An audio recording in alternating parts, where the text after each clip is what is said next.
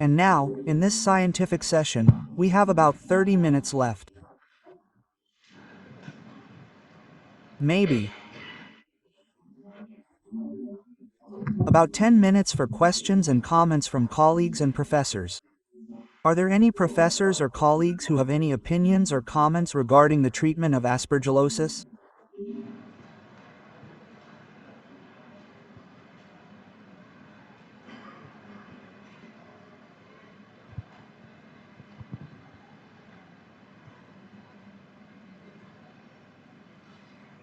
Yes, doctor.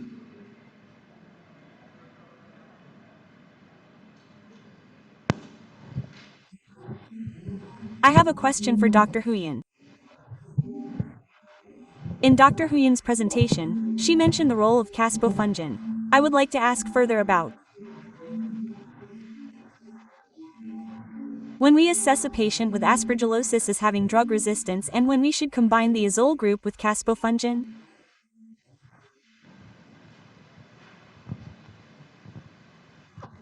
Thank you for Dr. Thai's question.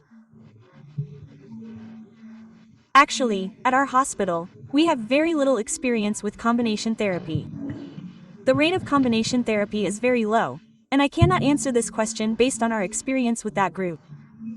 However, regarding when we assess that a patient is not responding or is resistant to the medication, firstly, we can base it on the patient's clinical condition.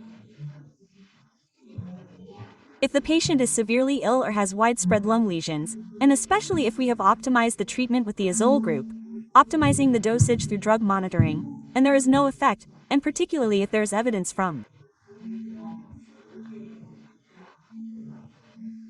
antifungal susceptibility testing, then that is one of the factors to consider whether to combine it with the caspofungin group. Actually, it will be very flexible, because sometimes we assess it based on the patient's prognosis, looking at how severe the patient's condition is, what the lung damage is like, and whether changing the treatment regimen could offer any chance to save the patient.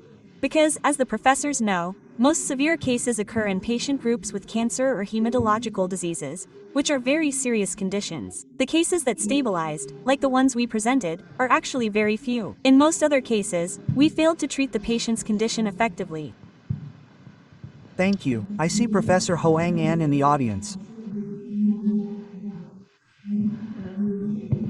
Regarding this fungal infection, it's also a difficult issue in clinical practice. Since you are an expert in clinical pharmacology, I would like to ask about monitoring the trough concentration when using voriconazole. The recommendation is that we need to assess the trough concentration, and it should be between 1 and 5. However, in clinical practice, given our current limitations in measuring this concentration, is measuring it truly crucial in clinical practice? Also, regarding the PK/PD of oral and intravenous voriconazole, when should we switch between these two routes of administration? I would like to hear your opinion on this. Thank you. I would like to add to Dr. Huyen's answer regarding the first question, whether to combine voriconazole with echinocandins in treatment. Voriconazole remains the first-line treatment. The American Thoracic Society in 2016 also provided very clear guidelines, stating that we should combine these two antifungal drugs in 2 cases.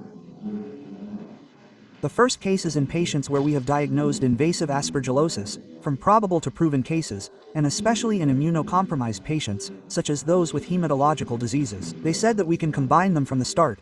What about the second possible combination? This case is more commonly encountered in clinical practice, especially in younger patients. That is, we start treatment with voriconazole. Then, after about 3 to 5 days of treatment, if the patient is still experiencing difficulty breathing, still having significant bronchospasm, and endoscopy still shows a lot of granulomatous lesions, or in the second case, we have cultured the fungus and Bach My Hospital can perform mic testing, specifically mic for voriconazole. And if the mic is high, close to the borderline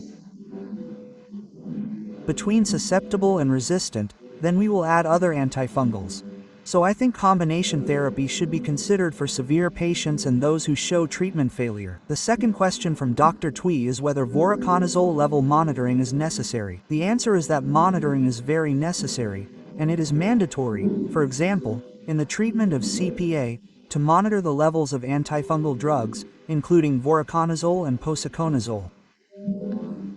Firstly, we cannot guarantee that the patient's blood levels will be adequate after taking the medication. Secondly, patients often have many drug interactions and compliance issues during treatment, so we need to check the concentration to know. However, in current clinical practice in Vietnam, we cannot routinely measure it. Currently, at Bach Mai Hospital, we are conducting a basic research study to measure voriconazole levels, but it is only being piloted in the intensive care unit for COPD patients with suspected Aspergillus infection. I know that at the University of Medicine and Pharmacy in Ho Chi Minh City, my colleague, Dr. Don Trang, is also implementing a similar project with colleagues there. So I hope that in the near future, if the results are successful, meaning we can do it and replicate the results, we will expand its use. And the quantitative measurement of voriconazole requires a high-performance liquid chromatography machine, so it's not a routine test like the quantitative measurement of vancomycin or amikacin, even though it's very important. This quantitative measurement is usually done more to assess toxicity than efficacy, because we rarely measure it, and with what we do measure, if we use a dose of 6 or a loading dose, then 4 maintenance doses of milligram per kilogram, the concentration is not low at all, even a little high. Therefore, people mainly measure the concentration to relate to adverse effects and toxicity. Regarding the last question, when should we switch from intravenous to oral administration? We see that voriconazole has very high bioavailability.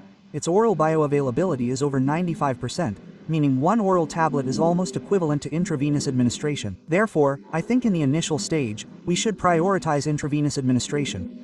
Then, when the patient's clinical condition is stable, when the patient can eat and drink orally, and there are no drug interactions, especially with drugs like PPIs and others, if there are no factors affecting drug absorption through the digestive tract, then that's the time we can initiate treatment and switch from intravenous to oral administration. Also, I have a question regarding the treatment of Aspergillus fungal infections. As you mentioned, for severe cases, we use intravenous administration, but the patient's health insurance doesn't cover it. So, how can we get this medication reimbursed, at least partially? Less than control 100 greater than, because there are some medications, other medications, that are very expensive but still covered by insurance, while this type is not. Currently, I am participating in some insurance discussions for the group of antibiotics and antifungals, and it has definitely been proposed, and this time the insurance company will definitely approve it, that all forms of fluconazole, both injectable and oral, will be covered 100%. Because in the initial stage, Vietnam has a slightly unique regulation, which is that new drugs that are first included in insurance coverage are only covered at 50%, and then after one insurance cycle, the coverage rate is increased. This is the second insurance cycle, so this time, you will definitely have full 100% coverage. Hello. Thank you, Professor Hoang An, for your opinions and perspectives on fungal treatment. As a clinical pharmacologist, this is a very important new development in our treatment of fungal infections. Previously, for us, clinical doctors, approaching fungal infections for treatment was difficult, and even when treating, we carefully considered the use of antifungal antibiotics, but evaluating their effectiveness is perhaps where the opinions of clinical pharmacologists are very useful for our clinical treatment. Are there any other opinions in the auditorium? Well, since time is up, I would like to conclude the scientific session here and summarize a few points.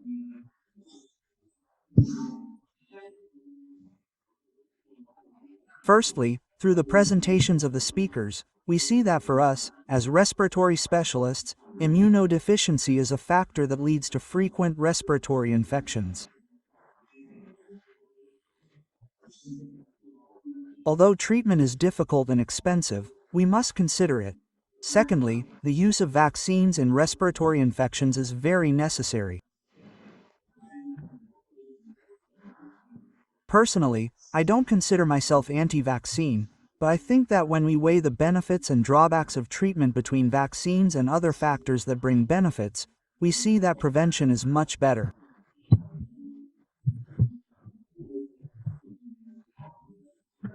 Although spending money on prevention may seem like something that doesn't need much consideration, compared to the cost of treatment when we are already sick, it's clear that prevention is very important.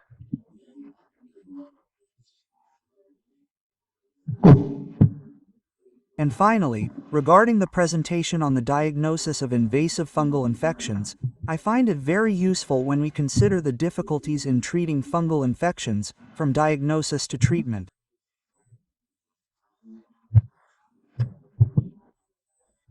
We need to consider how to treat early so that even when patients don't have enough evidence of the disease, we can still save them and help them escape from very severe conditions. These are usually extremely serious situations. Therefore, I think that the information presented at today's conference will partially meet the needs of doctors specializing in respiratory medicine. On behalf of the organizing committee, I would like to thank all the professors and doctors who participated in this scientific session, and I wish all professors and doctors good health and a successful conference that meets their expectations. I also ask all professors and doctors to continue supporting the annual conferences of the Respiratory Society in the coming years. Thank you.